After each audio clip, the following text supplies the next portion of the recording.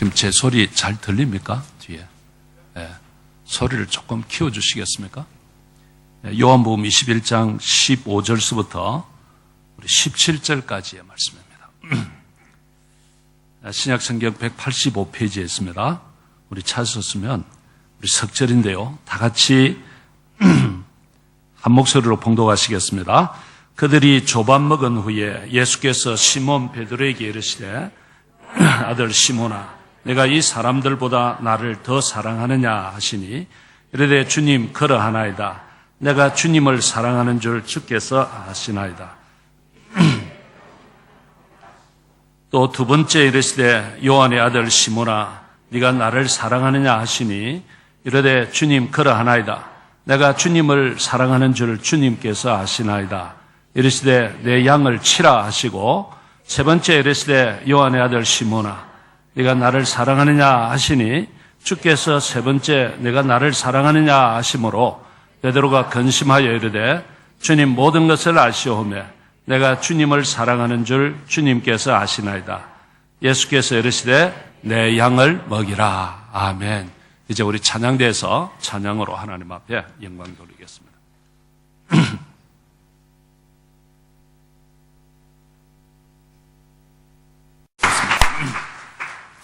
우리 한번 기도하십시다. 하나님, 이 시간 우리가 주님의 음성 듣기를 원합니다. 성령님께서 우리의 심령을 주장하시고 주님 말씀에 집중하게 하여 주시옵소서. 그리고 이 음성 통해서 우리의 영혼이 다시 한번 소생케 되는 그런 역사가 일어나게 하여 주시옵소서. 종을 붙드시고 온전히 주님 말씀만이 전파할 수 있도록 역사하여 주시옵소서. 감사하오며 귀하신 예수님의 이름으로 기도합니다. 아멘. 흔히 우리가 철강 왕이라고 부르는 카네기, 이 카네기에게 이런 일화가 있더라고요. 그가 20대 초반에 직장 생활을 하고 있었는데 그가 이 직장 생활에 있어서 자기가 해야 할 책무가 뭐였는가 하면 캐시를 이렇게 가방에 넣어서 전달하는 그런 임무가 그에게 주어졌습니다. 그러니까 이제 가방에다가 큰 돈들을 넣어서 다른 데 누구 전달하고 또 받아오고 이런 일들을 주로 한 것이죠. 그러던 어느 날 그가 아주 거금이 든 가방을 들고 기차를 탔습니다. 그런데 이제 기차가 사람이 많아서 자리가 없었고 그래서 기차 난간에 앉아서 그 가방을 꼭 잡고 있었습니다. 그런데 그렇게 하다가 자신도 모르게 잠이 들었어요. 그러고는 나중에 깜짝 깨어보니까 가방이 없어졌습니다. 그러니까 이 난간에 앉아서 졸다가 이 가방을 그냥 떨어뜨린 것이죠, 밖으로. 이게 그 안에 굉장히 많은 돈이 들었는데 보통 일이 아니었습니다. 그래서 기관사에게로 달려갔습니다. 달려가서 이 사정을 설명을 하고 기차를 좀 후진을 시켜달라고. 이 돈은 꼭 찾아야 된다고. 요즘 같으면 이런 것들이 말이 안 되는 이야기지만 당시에는 그래도 좀 여유가 있었던 것 같아요. 그래서 기관사가 그 이야기를 듣고 아주 수킬로나 되는 길을 뒤로 이렇게 후진을 했습니다. 그래서 이 카네기가 눈이 빠져라 바깥을 주시를 하고 있는데 이 자기 가방이 이렇게 논에다가 빠져서 이렇게 처박혀 있는 것이 눈에 들어왔습니다. 그리고는 차를 세워달라고 했고 그 가방을 건졌습니다. 열어보니까 돈이 그대로 있는 거예요. 이 카네기는 이 경험이 자기에게 평생 다른 사람을 새롭게 보는 경험이었다. 그런 기록을 하고 있어요. 그러니까 무슨 말인가 하면 사람은 누구든지 실수할 수 있고 잘못할 수 있다. 그래서 그는 평생에 아무리 결정적인 큰 실수를 한다 할지라도 그것이 의도적으로 사기성을 가지고 한 것이 아니면 절대 해고를 시키거나 자르지를 않았다. 그런 기록을 본 적이 있습니다. 사랑하는 성도 여러분, 우리가 생을 살면서 사람들은 누구나 실수를 할 수 있고 실패를 할 수가 있습니다. 그런데 그러한 어떤 실수나 그 실패가 평생 자신의 발목을 잡는 경우들이 있습니다. 한번 크게 실수를 하고 나면 우선 다른 사람들이 용납하지 않습니다. 저 인간 절대로 안 된다. 이렇게 낙인을 찍어버리는 것이죠. 그래서 한번 실수하고 나면 회복하기가 쉽지가 않은 거예요. 그리고 또 하나는 자기 자신이 용납이 잘 안 돼요. 그런 실패를 하고 나면 죄책감이라든지 자괴감이라든지 뭐 이런 것이 자기를 짓누르는 것이죠. 그래서 이런 것들이 자신감을 잃게 만들고 평생 자기의 발목을 잡는 경우들이 종종 있는 것입니다. 자, 그렇다면 성도 여러분, 우리 주님은 이러한 우리의 실수나 실패를 어떻게 다루실까요? 사실 성경에는 삶에서 실패한 사람들의 이야기가 무수히 기록이 되어 있습니다. 정말 많이 기록이 되어 있습니다. 어떻게 성경에 이렇게 실패한 사람들의 기록을 이렇게 많이 수록을 하고 있을까? 이렇게 생각될 만큼 그 실수를 많이 기록하고 있습니다. 그 중에 한 사람이 누군가 하면 오늘 본문에 나오는 베드로입니다. 자, 여러분 이 베드로가 누구입니까? 이 사람은 본래 갈릴리 바닷가에서 고기잡이 하던 어부였습니다. 그런데 그가 어느 날 예수님의 눈에 들어와서 발탁이 되었습니다. 그리고는 상상도 할 수 없이 그가 예수님의 제자가 되었습니다. 그 예수님의 제자도 그냥 제자가 아니고 정말 예수님의 사랑을 아주 많이 받는 그런 제자였습니다. 그리고 그는 그 믿음이 점점 자랐습니다. 예수님을 만나고 난 이후에 그의 믿음이 많이 자라서 나중에는 그 예수님을 이렇게 고백합니다. 주는 그리스도시요 살아계신 하나님의 아들이십니다. 당시에 이 고백이 사실 쉽지가 않아요. 그런데 그는 그런 고백까지 하는 것입니다. 이것이 마태복음 16장 16절에 나오는 말씀이죠. 주는 그리스도십니다. 예수님은 주는 메시아십니다. 그리고 하늘로부터 오신 하나님의 아들이십니다. 이런 고백을 한 것입니다. 그리고 나중에는 우리 예수님이 자신이 십자가에 매달릴 것을 말씀하시면서 다른 사람들이 다 자신을 떠날 것이다 이렇게 말씀하실 때 이 베드로는 이렇게 말하는 것이죠. 예수님, 다른 사람들은 다 예수님을 버리고 떠난다 할지라도 저는 결코 예수님을 버리지 않을 것입니다. 얼마나 확신에 차 넣어줘요. 그리고는 뭐라고 말합니까? 나는 주님과 함께 죽을지언정 절대 이렇게 주님을 부인하지 않겠습니다. 이렇게까지 이제 나아갑니다. 근데 그랬던 그가 우리가 잘 아는 바와 같이 예수님을 부인합니다. 예수님이 붙들려 가서 신문을 당하실 때 사실 베드로는 거기까지 따라갔어요. 근데 그 조그마한 여자아이가 내 당신 전에 예수님하고 다니는 거 봤다고. 그러자 베드로가 아주 황당하고 얼떨결에 그냥 나 그분 몰라. 너 무슨 소리 하는 거니? 하면서 예수님을 부인합니다. 그런데 그것도 한 번이 아니라 자리를 옮겨가면서 두 번, 세 번씩이나 나중에는 예수님을 저주까지 하면서 난 저 사람 모른다고 말이지. 어떻게 저주를 했는지 몰라요. 근데 그 순간에 예수님의 눈빛과 이 베드로의 눈이 서로 마주치는 것이죠. 아마 그때 베드로가 예수님 모른다고 아주 소리를 좀 크게 질렀던 것 같아. 예수님이 들으시고 쳐다본 거예요. 그래서 둘이가 보았습니다. 그러자 닭이 울었고 베드로는 밖에 나가서 심히 통곡하고 정말 울었습니다. 그러고는 예수님 죽으셨어요. 그러니까 이 베드로는 3년간 예수님을 따라다녔는데 실패로 끝났습니다. 예수님 죽으셨어요. 뭐 어떻게 해볼, 찾아가서, 아유, 예수님 내가, 이럴 겨를도 없이 예수님은 세상을 떠나 죽으셨습니다. 결국 이 베드로는 3년 동안 따라다녔지만은 수치스러운 배신자로 끝이 난 것입니다. 베드로가 참 마음이 아팠을 거예요.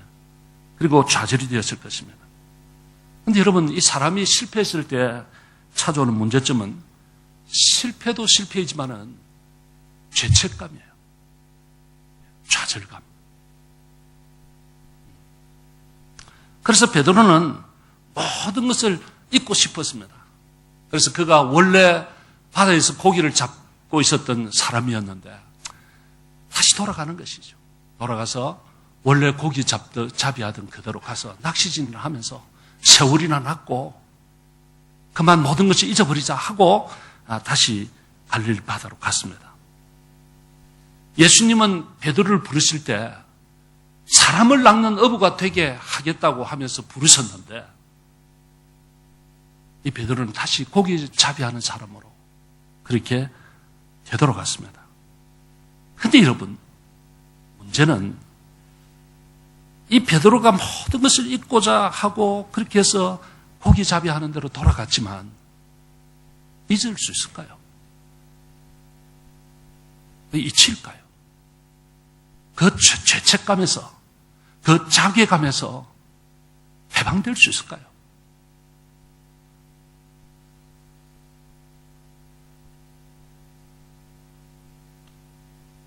아마 거기 가서 고기를 낚고 있어도 자기의 그 위축된 마음, 자괴감, 죄책감, 이런 것이 극복이 안 됐을 것입니다. 자, 그럼 여러분, 이게 우리에게 있는 이야기죠. 우리가 예수를 만났습니다. 예수 믿었습니다. 그래서 어떤 경우에는 집사도 되고, 안수집사도 되고, 권사도 되고, 장로도 되고, 목사가 되었습니다. 근데 여러분, 우리가 살면서 하나님 앞에, 이게 뭐냐? 그런 경우 없었어요. 저는 솔직히 목사이지만 참 그런 경우가 많아요. 목사인 네가 이게 뭐냐, 이게 도대체.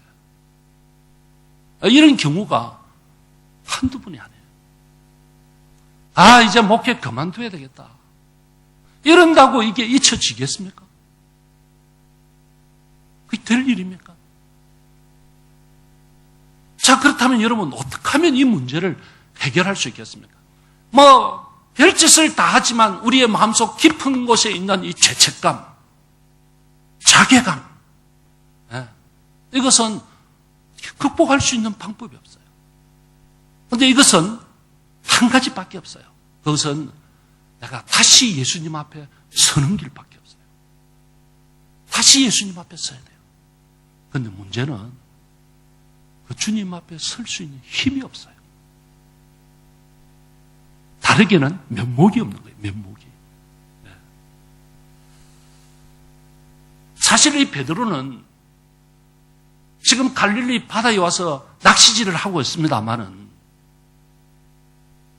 그가 예수님이 다시 부활하셨다, 다시 사셨다는 것을 알고 있습니다. 오늘 사실 여기 예수님하고의 대면하는 장면이 나오는데 이게 세 번째거든요. 예수님 부활하시고 난 이후에. 그러니까 이 베드로는 예수님이 부활하시고 살아나셨다는 것을 아십니다. 알고 있습니다. 그럼에도 불구하고 이 예수님 앞에 다가가지를 못하는 거예요. 이것이 일반적인 것일 거예요. 그 예수님 앞에 갈 수 있는 명목이 없는 것이죠. 근데 여러분, 이때 놀랍게도 우리 예수님이 찾아오세요. 예수님이 찾아오세요. 이것이 오늘 저는 복음이에요. 이것이 은혜인 것이죠. 여러분들 기억하시면 성경에 보면 우리 예수님은 항상 먼저 찾아오세요. 네. 내가 여러분들 예수님을 찾아서 만난 것이 아니에요. 내가 막 찾아가지고 그래서 예수님을 만난 것이 아니라 어느 날 주님께서 조용히 나에게 다가오신 거예요. 그래서 내가 예수님 만난 거예요. 네. 성경에 보니까 예수님은 항상 너희 주님이 먼저 찾아가세요. 먼저. 네. 이것이 얼마나 놀라운지 몰라요. 실패하고 이제 모든 것이 끝장났다 이렇게 생각될 그때도 주님이 먼저 찾아가시는 것이죠. 야, 나 이제 끝났어. 아니에요. 주님이 먼저 찾아왔어요. 자, 여러분, 우리 성경에는 이런 부분이 너무 많이 나오는데요. 제가 한 군데만 소개를 할게요. 창세기 20장에 보시면 이 아브라함의 이야기가 나옵니다. 그런데 그 창세기 20장에 나타나는 이 아브라함, 우리가 흔히 말하는 믿음의 조상이라고 하잖아요. 이 아브라함의 스토리가 참 꾸질꾸질합니다. 네, 정말 치사하고 꾸깃꾸깃하게 나타난 것이 창세기 20장에 나타나는 아브라함의 이야기예요. 거기 아브라함이 어느 날 그랄이라고 하는 지방에 갔습니다. 거기 가서는 이제 낯선 지방이죠. 그 당시에는 법이 이렇게 완전히 세워져 있지 않기 때문에 그냥 자칫하면 죽을 수도 있어요. 그런 시대였거든요. 그러니까 아브라함이 거기 가가지고 이제 사람들을 만날 때마다 자기 부인을 소개를 할 때 뭐라고 소개를 했는가 하면 이건 내 누이입니다. 누이 동생이라고 소개를 한 거예요. 네. 왜 그랬을까요? 이 아내가 예뻤어. 근데 이 아내를 사람들이 빼앗아 가려고 하면 자기를 해치고 빼앗아 갈 수가 있겠죠. 이걸 염려한 것이죠. 그래서 아내를 아내라고 하지 않고 누이라고 한 거예요. 이게 어떤 속셈이 깔려 있는가 하면 아내는 누가 데려가도 자기는 살겠다는 것 아니겠습니까? 여러분, 세상에 이런 인간을 믿고 시집을 갔다 그러면 이게 지금 말이 되겠습니까? 그리고 이런 사람이 지금 믿음의 조상이라는 것 아니겠습니까? 근데 이것도 한 번이 아니에요. 전에도 이런 일이 있어요. 전에도. 창세기 12장에 보시면 이 아브라함이 당시에는 애굽으로 갔었어요. 예. 애굽으로 가서 거기에서도 똑같이 그랬어요. 아내가 아니고 누이라고. 그때도 자기가 살겠다고. 이 아내는 빼앗겨도 자기는 살겠다는 것이죠. 여러분들 오늘날 이런 남자들하고 산다면 이게 뭡니까 이게. 근데 여러분, 근데 정말 그 그랄 지방에서 왕이 사람을 보내가지고 이 아브라함의 아내를 데려오라 그랬습니다. 자기 여자 만들라고. 아니, 누이라고 하니까, 예쁩디다. 뭐 이런 소문이 났을 것 아닙니까? 그럼 데려와라. 그래서 데려간 거예요. 데려갈 때 아브라함은 멀뚱멀뚱 보고 있은 거야.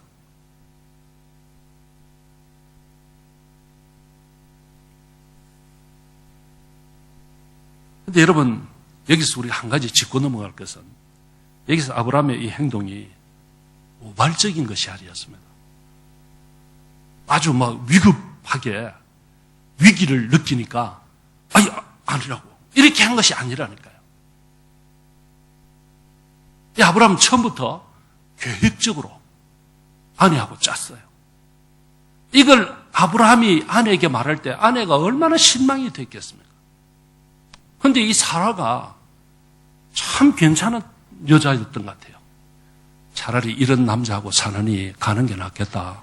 이런 생각을 했는지도 모르겠지만 그걸 받아들였어요. 그런데 이걸 짰다고 하는 것을 아브라함이 스스로 자기 입으로 고백을 하고 있어요. 이게 창세기 20장 13절에 나오는데요. 한번 띄울 수 있습니까? 한번 창세기 20장 13절 다 같이 한번 읽읍시다. 시작. 하나님이 나를 내 아버지의 집을 떠나 두루 다니게 하실 때에 내가 아내에게 말하기를 이 이후로 우리의 가는 곳마다 그대는 나를 그대의 오랍이라 하라. 이것이 그대가 내게 베풀 은혜라 하였노라. 이 둘이 자, 우리 지금 떠나다니는데 이 나그네 생활에 얼마나 힘들겠냐. 가는 곳마다 당신 나를 오랍이라고 하라. 그것이 당신이 나에게 베푸는 은혜라고. 이 세상의 아내한테 이게 할 말입니까, 여러분? 이분이 지금 우리가 믿음의 조상이라고 하는 아브라함이에요, 여러분.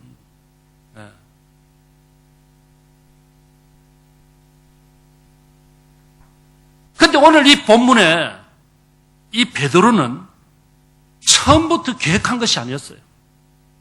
이 베드로는 예수님을 처음부터 부인하려고, 배신하려고 계획을 세우고 어디까지는 따라가고 어디서부터는 말아야지 이런 것이 아니었습니다. 정말 베드로는 예수님 사랑했어요. 그리고 그 예수님이 죽는 데까지 갈 마음이 진짜 있었습니다. 저는 그렇게 생각해요. 그리고 거기 갔는데 아니 생각지도 못하게 갑자기 이렇게 툭 어이 당신도 한패야 이 말에 아마 베드로가 음격결에 아마 아니야 나는 아니야. 자기도 지금 죽을 것 같으니까 나는 아니야. 이렇게 한 것 같습니다. 저는 이 베드로가 거기까지 정말 순수한 마음이었다고 생각합니다.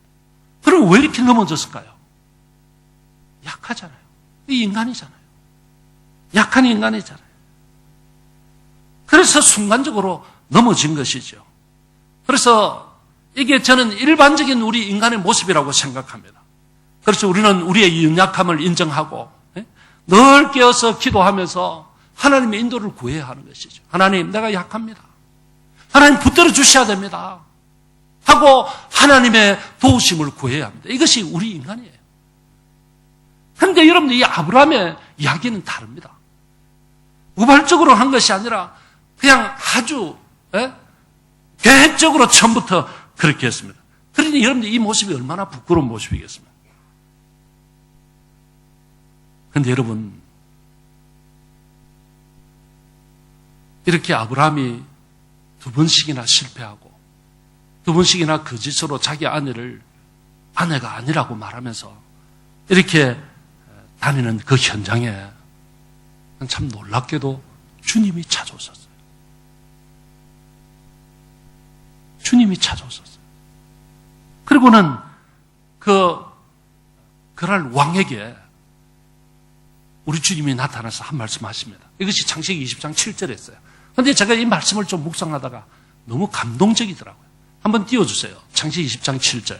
다 같이 한번 읽읍시다. 시작. 이제 그 사람의 아내를 돌려보내라. 그는 선지자라.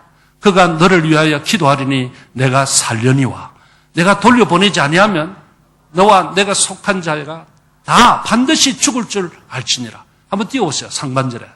이런 말씀이에요. 상반절 띄워주세요. 어려운 모양. 예. 자, 여러분. 여기서 우리 주님이 하시는 말씀이 무엇인가 하면 그날 왕에게 나타나서 돌려보내. 그는 선지자야. 야, 저는 이 말씀이 왜 그래 참 위로가 되는지 몰라요. 그런데 이게 지금 선지자의 모습입니까? 한 번도 아니고 두 번씩이나 자기만 살겠다고 아내는 빼앗겨도 자기만 살겠다고 하는 이런 거짓으로 이렇게 지금 증언하고 있는 이런 사람이 선지자예요. 아마 저 같았으면 내가 너를 선택한 것을 후회하노라. 어떻게 너 이럴 수가 있니? 내가 너를 한 민족을 이룰 민족의 조상으로 선택을 했는데 너 지금 이게 뭐냐 이게 도대체. 한 번 정도는 몰라도 이 두 번씩이나 네가 정말로 선지자야? 네가 정말 믿음의 조상이 될 자격이 있어? 하고 아마 내쳤을지도 몰라요. 그런데 우리 주님은 그렇게 하지 아니하시고 다가오셔서 아브라함아, 넌 선지자야. 그래도 넌 선지자야. 나는 너에게 기대를 가지고 있어. 이렇게 말씀하시는 것이죠. 자, 여러분, 이것이 우리 주님이죠. 자, 이제 본문으로 돌아와서, 자, 이 실패하고 좌절감과 죄책감 속에 낚시질을 하면서 세월을 낚겠다고 하는 이런 베드로에게 부활하신 주님이 찾아오신 거예요. 그러니까 이 예수님은 베드로를 포기하시지 않으신 것이죠.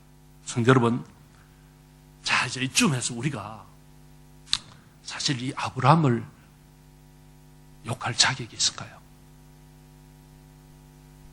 우리가 이 베드로를 욕할 자격이 있을까요?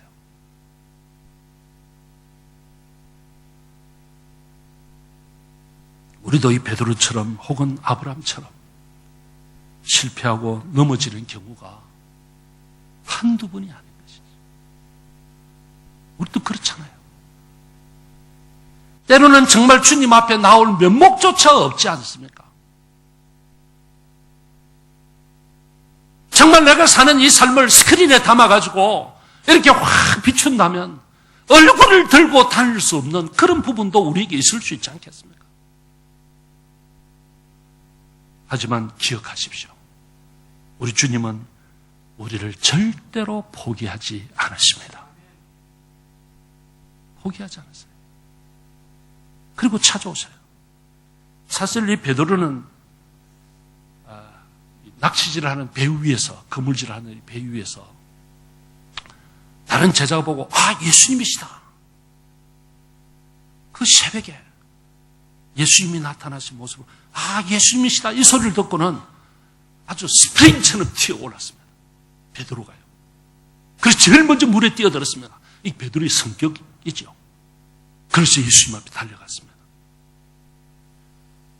근데 여러분, 그 예수님 앞에 달려갔지만 막상 그 주님 앞에 서서는 많이 어색했을 거예요. 그렇지 않겠습니까? 그래서 아마 뻘쭘하게 달려는 갔지만 아마 뻘쭘하게 서 있었을 것입니다. 그런데 여러분 기억하세요. 그런데 예수님 편에서는 이 베드로에게 유감이 없습니다. 예수님 편에서는 이 베드로에게 유감이 없어요. 이미 처음부터 이 베드로는 그렇게 부인하고 실패할 것을 우리 예수님이 알고 계셨습니다. 지금 와서 너 왜 그러냐 이런 거 아니에요. 우리 예수님은 처음부터 다 알고 계신 거예요. 그래서 우리 예수님 편에서는 베드로에게 유감이 없습니다. 베드로 편에서 뻘쭘한 것이죠. 성도 여러분, 오늘도 마찬가지입니다. 우리가 이 신앙생활 하다가 실패를 할 수도 있고 주님과 껄끄러운 관계에 있을 수도 있습니다. 그래서 우리의 이 실패로 주님 앞에 설 면목이 없을 수도 있습니다. 하지만 주님은 지금도 우리를 찾아오셔서 우리를 만나주시기를 원하십니다. 이것이 은혜죠. 이것이 복음이죠. 근데 놀라운 것은 여러분, 이렇게 하여 주님을 다시 한번 만나고 나면 새로운 시작을 할 수가 있습니다. 아마 이 베드로가 오늘 이 만남이 없었으면 글쎄 오늘 이 베드로가 없을 거예요. 그런데 이렇게 주님이 찾아오셨고 베드로를 만나기 위해서, 그래서 이 베드로가 이 주님을 한번 만나고 나서 그리고는 새롭게 삶을 시작합니다. 자, 여러분, 이것이 놀라운 것인데요. 우리가 실패도 하고 실수도 하고 주님 앞에 설 면목도 없고 그런 거 있지만, 그럼에도 불구하고 우리가 주님을 한번 새롭게 만나고 나면 우리가 새롭게 시작할 수 있어요. 우리의 삶이 새로워질 수 있어요. 여러분, 그것이 어떻게 가능할까요? 그것은 주님이 다가오셔서 치료를 하시기 때문에. 이게 놀라워요. 저는 예배 시간에 먼저 목회 기도를 제가 하면서 늘 이 기도를 먼저 해요. 하나님, 오늘 시간에 우리에게 다가오셔서 우리를 만나주세요. 그리고 우리를 만져주세요. 그리고 우리의 영혼이 치유가 되고 육신도 고침받게 해주십시오. 제가 이 기도를 빼놓지 않고 합니다.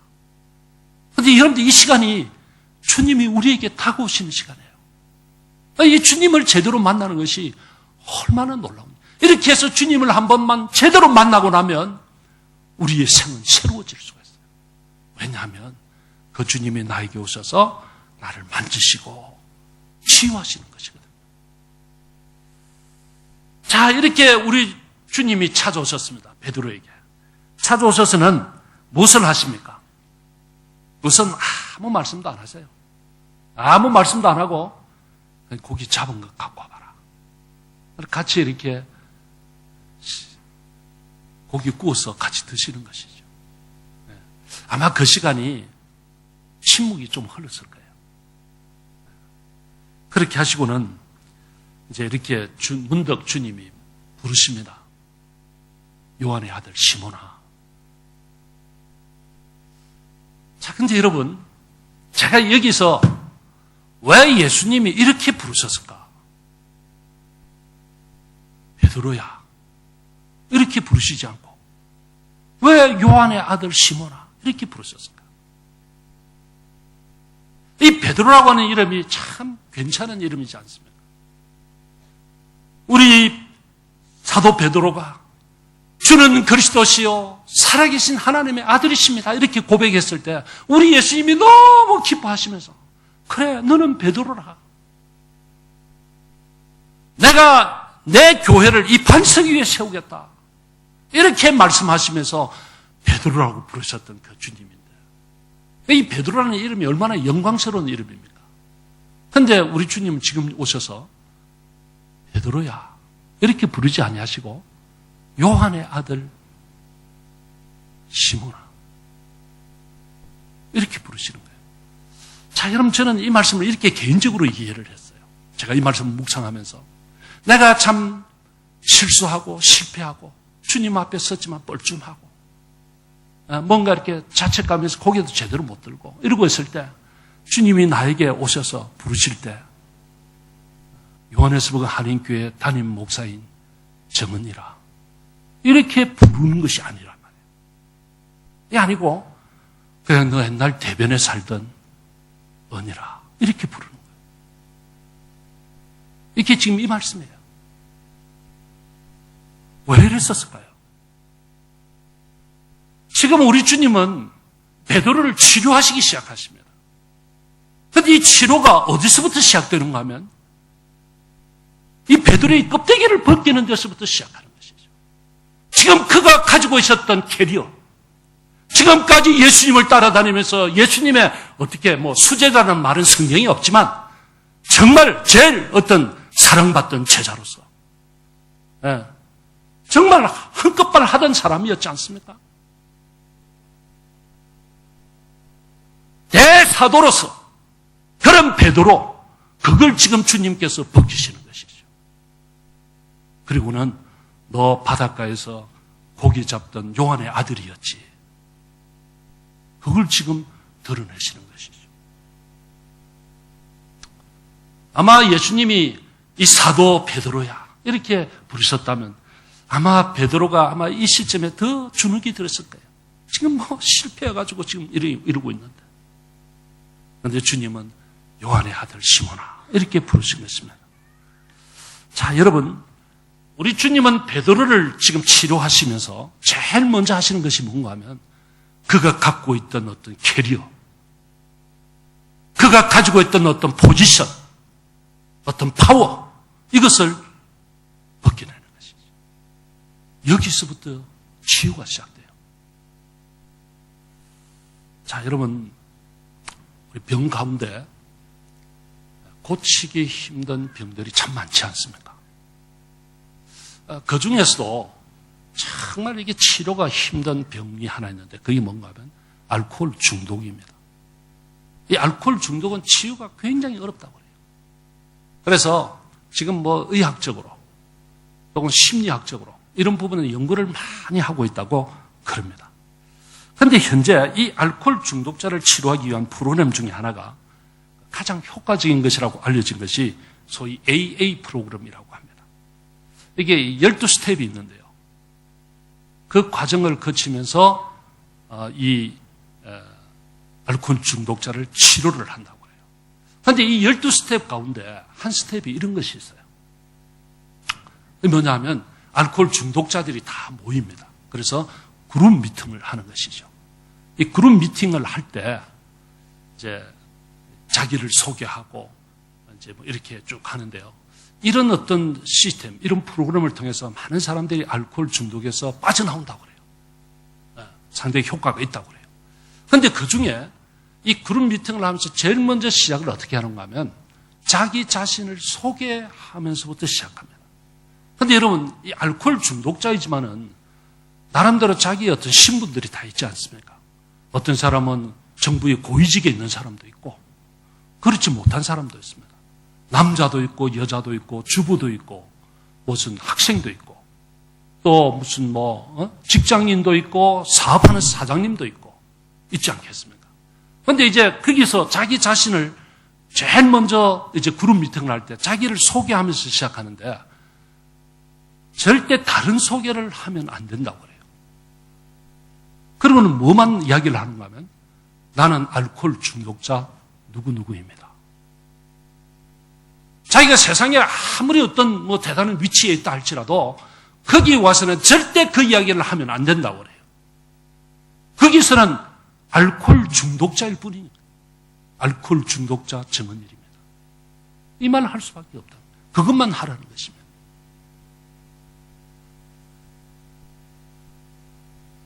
여기 오면 신부는 오직 하나지.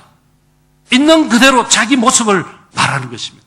그런데 그것이 치유의 시작이라고 해요. 세상에 어떤 가지고 있는 어떤 지위, 어떤 신분, 이런 것을 다 벗기는 것이죠. 그리고 지금 현재 있는 나의 모습은 알코올 중독자라는 거예요. 그것만을 지금 나타내는 것이죠. 그리고 또 온전히 치유가 되기 전에는 나는 치유되었다. 이렇게 말하면 안 된다고 합니다. 자신의 상태를 있는 그대로 대면하고 인정하는 것. 그것이 치유의 시작인 것입니다. 안 그런 척, 괜찮은 척, 그렇게 해서는 치유가 안 된다는 것이죠. 자, 여러분, 우리 주님을 베드로의 본래 모습을 보도록 우리 주님은 이 베드로에게 자신의 그 본래의 모습을 보게 하셨습니다. 그래서 사도 베드로야 이렇게 부르지 아니하시고 요한의 아들 시몬아 이렇게 부르시는 것이죠. 너는 원래 이런 존재야 하고 그렇게 불렀습니다. 내가 가지고 있는 무슨 위치, 신분, 무슨 직함, 그리고 사람들이 평가해주는 어떤 그런 것들을 의지하면서 그런 껍질에 둘러싸일 때 자기도 모르는 사이에 자기는 정말 죄인이라고 하는 참모습을 보는데 실패한다는 것이죠. 이러한 것이 우리의 영적 회복을 어렵게 하는 것이죠. 여러분들 우리가 세상에 살면서 세상의 사장님일 수 있고 어떤 꽤 괜찮은 위치에 있을 수 있지만 주님 앞에 설 때는 나의 본 모습, 나의 껍데기 이것이 아니라 나의 원래 내가 가지고 있는 그 모습 그대로 주님 앞에 서는 것이 나를 치유하는 첫걸음이라고. 이제 주님은 다시 묻습니다. 요한의 아들 시몬아, 네가 나를 사랑하느냐? 저는 이 물음이 굉장히 물음이에요. 요한의 아들 시몬아, 네가 나를 사랑하느냐? 그런데 제가 이 문장을 가만히 들었다 보니까 인칭 단수 현재 의문형이에요. 시몬 이오나 아가파스 메 이게 헬라어 원문인데요. 요한의 아들아, 아들 시몬아, 네가 나를 사랑하느냐? 현재형이에요. 이게 지금 무슨 말인가 하면 이 베드로는 지금 과거에 발목이 잡혀 있습니다. 과거에 주님을 부인하고 모른다고 했던 그게 지금 발목이 잡혀 있는데 주님은 과거를 묻지 않으시고 지금 네가 나를 사랑하느냐 이런 묻는 거예요. 그런데 여기에 내가 주님을 사랑합니다. 이렇게 대답할 수밖에 없는 사람을 주님은 회복시키시는 거예요. 주님, 나는 실패했습니다. 주님, 나는 과거에 범죄했습니다. 그런데 내가 주님 사랑하는 것은 정말입니다. 내가 주님 사랑합니다. 이렇게 말할 수 있을 때 주님은 그걸 회복시키시는 것입니다. 성도 여러분, 신앙은 현재형입니다. 과거를 묻지 않습니다. 베드로는 과거의 지난 날에 실패의 발목에 잡혀 있지만 주님께서는 그것을 묻지 않습니다. 그리고 현재 네가 나를 사랑하느냐 이걸 물으시는 거예요. 그러면 어떠세요? 여러분, 주님 사랑하세요. 복음서에 보시면 사도들 중에 크게 실패한 두 사람이 있습니다. 한 사람은 오늘 이 본문에 나타나는 베드로고요. 또 다른 한 사람은 가룟 유다였어요. 그런데 이 두 사람의 실패에는 제가 아무리 들여다봐도 차이가 없어요. 가룟 유다는 돈 때문에, 이 가룟 유다는 돈을 사랑해서 예수님을 팔았습니다. 그렇잖아요. 그런데 이 베드로는 자기 목숨을 사랑해서 예수님을 모른다고 부인했습니다. 뭐가 다릅니까? 다를 바가 없어요. 결국 유다도 실패했고 베드로도 실패했는데 그 실패는 제가 보니까 똑같아요. 그런데 베드로는 지금 여기에 있습니다. 그런데 가룟 유다는 여기에 없습니다. 목매에 죽었습니다. 그렇다면 그 차이는 무엇일까요? 예수님에 대한 사랑입니다.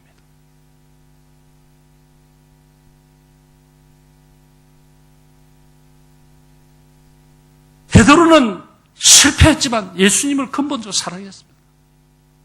그런데 가룟 유다에게는 예수님 사랑하는 것이 없었습니다. 오늘 우리 예수님이 물었습니다. 요한의 아들 시몬아, 네가 나를 사랑하느냐? 이것이 핵심인 것이죠.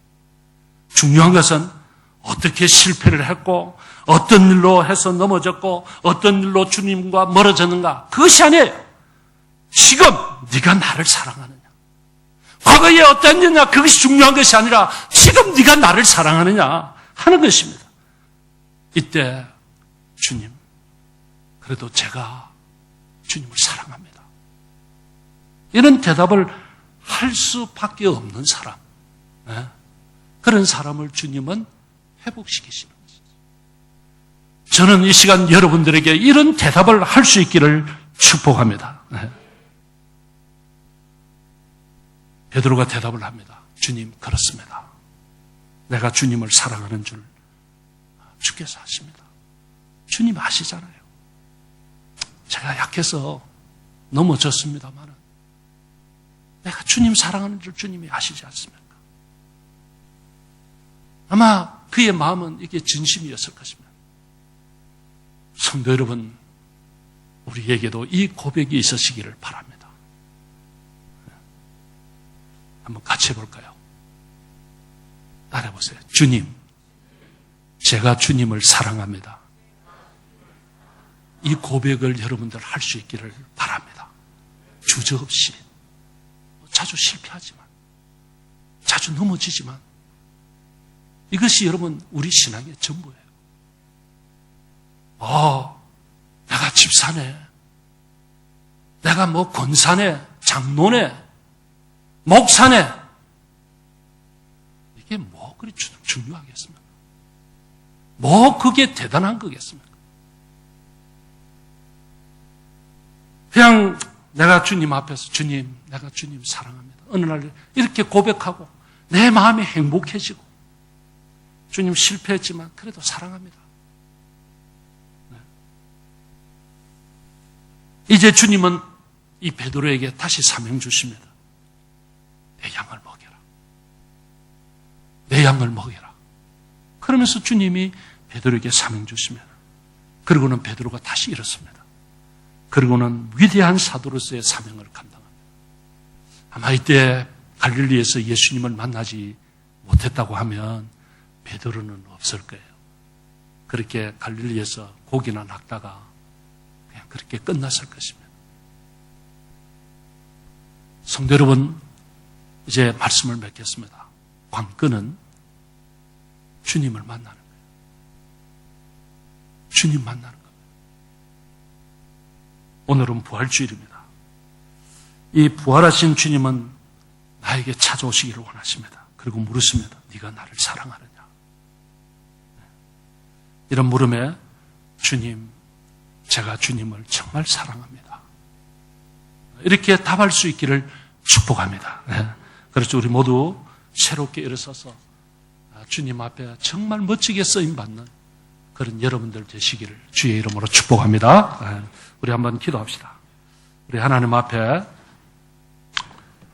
이런 고백을 한번 해보십니다. 주님, 나도 실패했습니다. 나도 종종 넘어집니다. 그러나 내가 주님